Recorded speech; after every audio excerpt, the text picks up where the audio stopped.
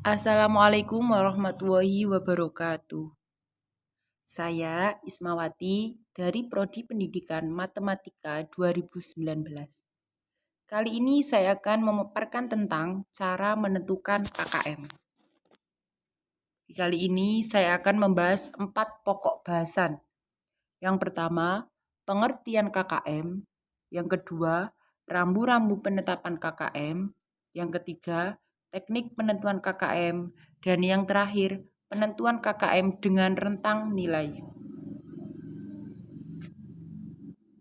Yang pertama ada pengertian KKM. Kriteria ketuntasan minimal merupakan kriteria paling rendah untuk menyatakan bahwa peserta didik telah mencapai ketuntasan belajar. Jadi, untuk peserta didik yang nilainya paling rendah tetapi sesuai dengan KKM berarti itu sudah memenuhi kriteria ketuntasan belajar. Selanjutnya, rambu-rambu penetapan KKM. Untuk menetapkan KKM kita harus memperhatikan yang pertama, KKM ditetapkan pada awal tahun pelajaran. Yang kedua, KKM ditetapkan oleh Forum MGMP Sekolah. Yang ketiga, KKM dinyatakan dalam bentuk persentase berkisar antara 0 sampai 100. Yang keempat, kriteria ditetapkan untuk masing-masing indikator idealnya berkisar 75%. Selanjutnya, sekolah dapat menetapkan KKM di bawah kriteria ideal. Jadi, tergantung di sekolahnya sendiri-sendiri. Selanjutnya yang terakhir, nilai KKM harus dicantumkan dalam laporan hasil belajar peserta didik. Di rapot harus dicantumkan nilai KKM-nya. Selanjutnya, teknik penentuan KKM. Di dalam menentukan KKM harus mempertimbangkan tingkat kemampuan rata-rata peserta didik. Berikut teknik penentuan KKM. Yang pertama, menghitung jumlah KD setiap mata pelajaran pada masing-masing jenjang dalam 1 tahun pelajaran. Menentukan nilai aspek karakteristik peserta didik atau intek, karakteristik mata pelajaran atau kompleksitas, dan kondisi satuan pendidikan atau daya dukung, sehingga menjadi KKM KD pengetahuan dan keterampilan.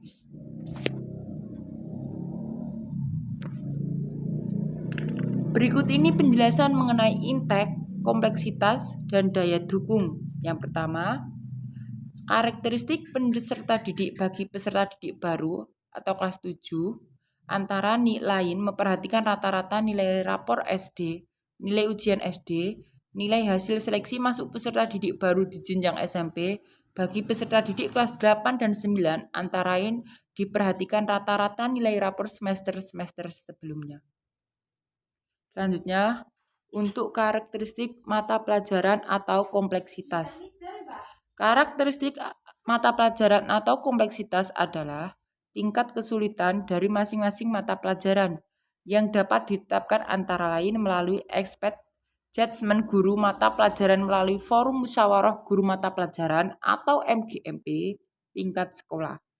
Dengan memperhatikan hasil analisis jumlah KD, kedalaman KD, luasan KD, dan perlu tidaknya pengetahuan masyarakat. Selanjutnya, yang terakhir, kondisi satuan pendidikan atau daya dukung.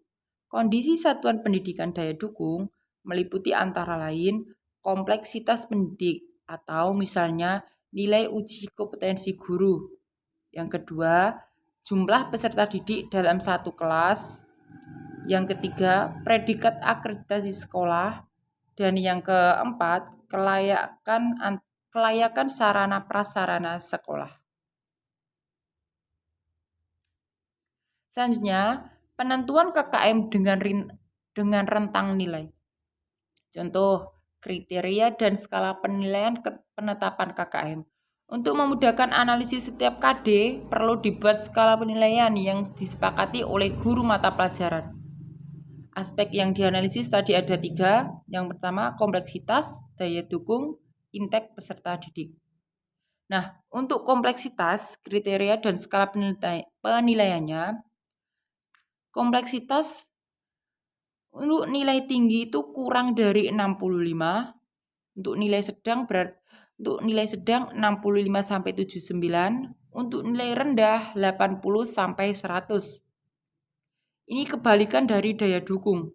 Untuk daya dukung sendiri nilai tinggi itu 80 sampai 100, nilai sedang 85 sampai 79, nilai rendah kurang dari 65. Sama halnya dengan intake peserta didik. Nilai tinggi 80 sampai 100, nilai sedang 65 sampai 79, sedangkan nilai rendah adalah kurang dari 65. Berikut ini adalah contoh kriteria dari skala penilaian penetapan KKM yang meliputi 3 aspek tersebut. Selanjutnya, untuk menentukan KKM per KD dengan rumus bagi berikut. KKM per KD dirumuskan dengan jumlah total setiap aspek dibagi jumlah total aspek. Selanjutnya, untuk menentukan KKM setiap mata pelajaran dengan rumus KKM mata pelajaran sama dengan jumlah KKM per KD dibagi jumlah total KD. Sekian pemaparan cara menentukan KKM dari saya. Kurang lebihnya mohon maaf. Saya akhiri. Wassalamualaikum warahmatullahi wabarakatuh.